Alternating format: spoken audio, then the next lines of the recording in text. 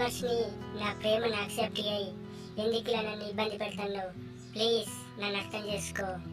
ఓ ప్రణయ్, నాకు ఇంట్రెస్ట్ లేదు, అలా అని నేను నీకు నో చెప్పలేను. శ్రీవర్షిని, ఆ ప్రణయ్ గాని నమ్మకు నువ్వు. వాడు పెద్ద విధవ, నన్ను కూడా గట్లనే మోసం చేసిండు. ప్రేమిస్తున్నానని చెప్పి మోసం చేసి వెళ్ళిపోయిండు. ఈ దీప ఉన్న కాడ ఉండదు, ఎప్పుడు లేనిపోని అని నా గురించి చెప్తుంది ఊకే. ఏందో ఏమో ఈమెకి.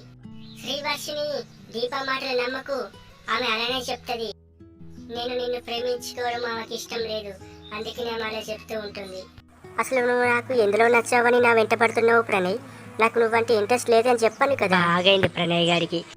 లేకపోతే వాడు నా జీవితంతో ఆడుకుని మళ్ళీ శ్రీవర్షిని జీవితంతో కూడా ఆడుకుంటాడు. ఏంది, శ్రీవర్షినికి అన్యాయం జరగనివ్వను. శ్రీవర్షిని ఆగు, నా మాట విను, నన్ను అర్థం చేసుకో, ప్లీజ్ అటు వెళ్ళకు.